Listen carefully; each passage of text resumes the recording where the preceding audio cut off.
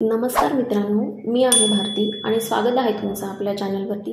तर गेल्या काही दिवसांमध्ये काही कारणांमुळे आपल्याला रेग्युलर व्हिडिओज अपलोड करता येत नव्हते.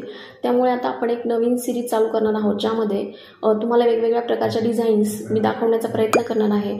ज्यामध्ये बर्थडे डिझाईन्स, इन्व्हिटेशन कार्ड, तसेच video editing, album designs, social media designs या प्रकारच्या डिझाईन्स मी तुम्हाला दाखवण्याचा किंवा शिकवण्याचा प्रयत्न करणार आहे. तर तुम्ही मला कमेंटमध्ये सजेस्ट करत राहा की तुम्हाला कुठल्या प्रकारच्या डिझाईन्स बघायला आवडतील किंवा बनवायला आवडतील, आणि तुम्ही मला सजेस्ट केल्यानंतर आपण त्या प्रकारच्या डिझाईन्स बनवण्याचा प्रयत्न करत राहू. तर आज आपण एका सिंपल डिझाईनपासून सुरुवात करणार आहोत, तर ते म्हणजे व्हिजिटिंग कार्ड. तर व्हिजिटिंग कार्ड कसं बनवायचं हे मी तुम्हाला सांगणार आहे. तर चला तर मग सुरुवात करूया.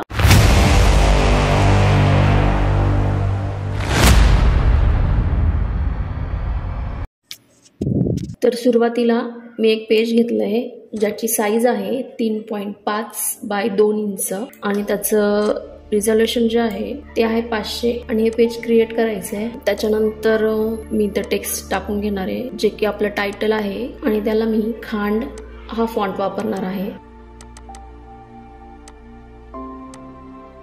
आणि त्यानंतर आपलं जे टायटल आहे त्याला अलाइन करून घ्यायचं आहे. त्यानंतर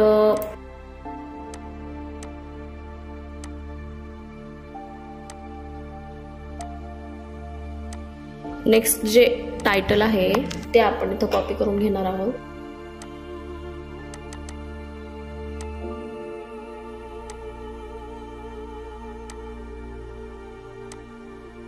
हा फॉन्ट वापरणार आहे. त्याची साईज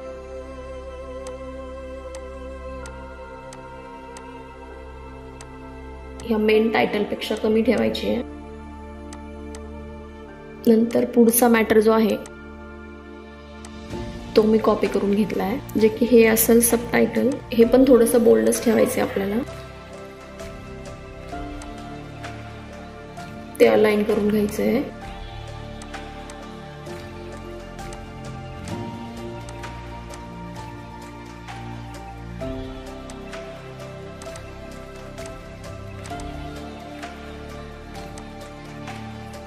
त्याच्यानंतर हा खालचा डाटा तो कॉपी करून घेतला आहे. त्याची साईज त्याला मी सेम फॉन्ट वापरला आहे, फक्त साईज कमी केली आहे.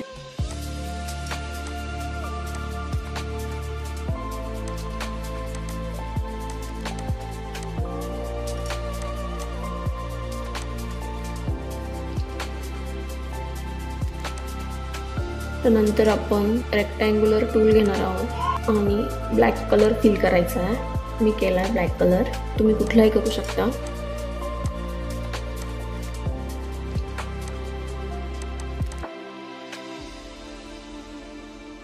दुसरा एक घ्यायचा आहे रेक्टँग्युलर.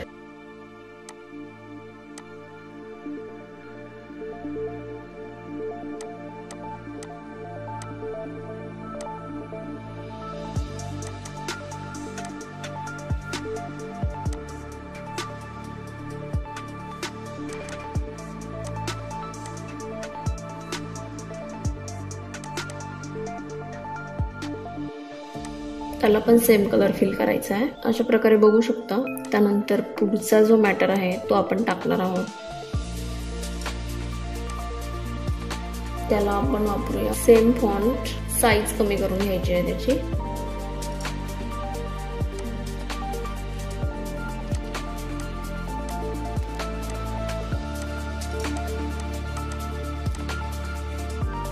त्यानंतर पुढचा मॅटर पण कॉपी करून घेतला आहे.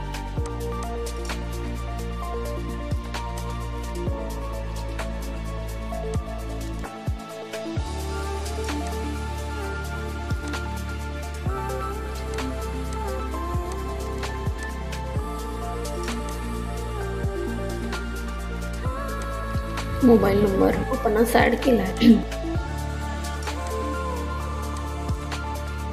त्यासाठी आपण पॉपीज हा फॉन्ट वापरला आहे. तुम्ही साईज बघू शकता.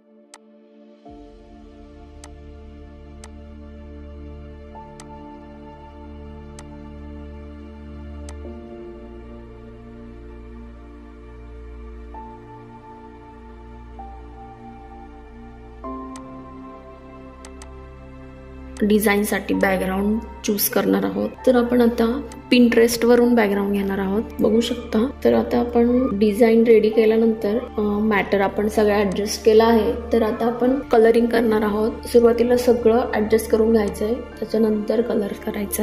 तर Pinterest वरून आपण कलर पॅलेट घेणार आहोत. यातून आपण आता सुटेबल होईल असं कलर फिल करून घेणार आहोत. एका डिझाईनमध्ये जास्तीत जास्त 2 किंवा 3च कलर यूज करायचे आहेत, ज्याच्यामुळे आपल्याला डिझाईन पण व्यवस्थित दिसते आणि मॅटर पण समजते.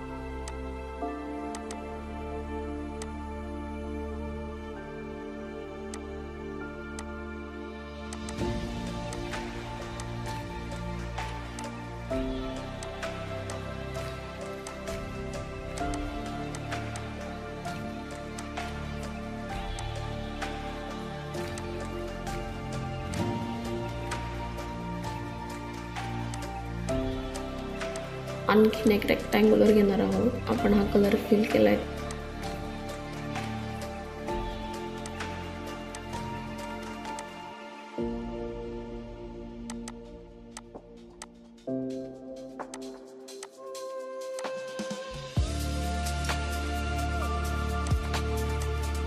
डिझाईन सेव्ह करून ठेवायचे.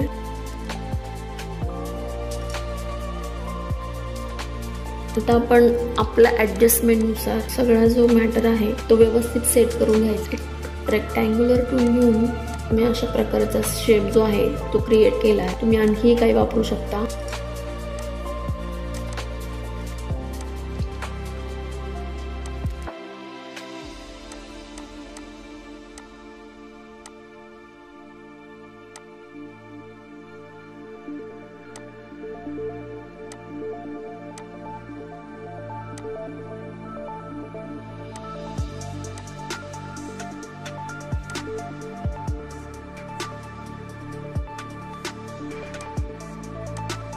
त्याच्यानंतर आता आपण सर्च केला आहे गुगल. मी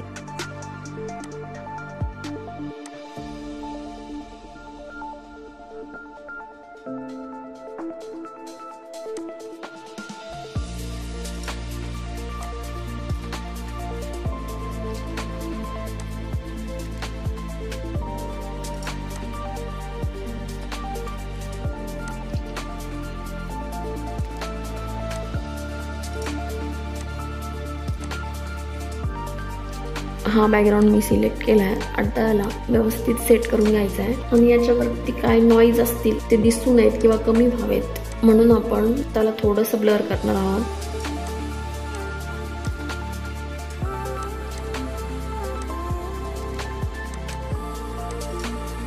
तर तुम्ही बघू शकता अशा प्रकारे आपण ही डिझाईन रेडी केली आहे. तर अशा प्रकारे आपण डिझाईन बनवली आहे आणि या सिंपल डिझाईनपासून सुरुवात केली आहे. तर यानंतर यापेक्षाही चांगल्या डिझाईन्स मी तुम्हाला दाखवण्याचा प्रयत्न करत राहील. या डिझाईनची PSD ची लिंक तुम्हाला डिस्क्रिप्शनमध्ये मिळून जाईल. तुम्ही जर चॅनलवरती नवीन असाल अशाच नवनवीन व्हिडिओज बघण्यासाठी चॅनलला सबस्क्राईब करा. थँक्यू.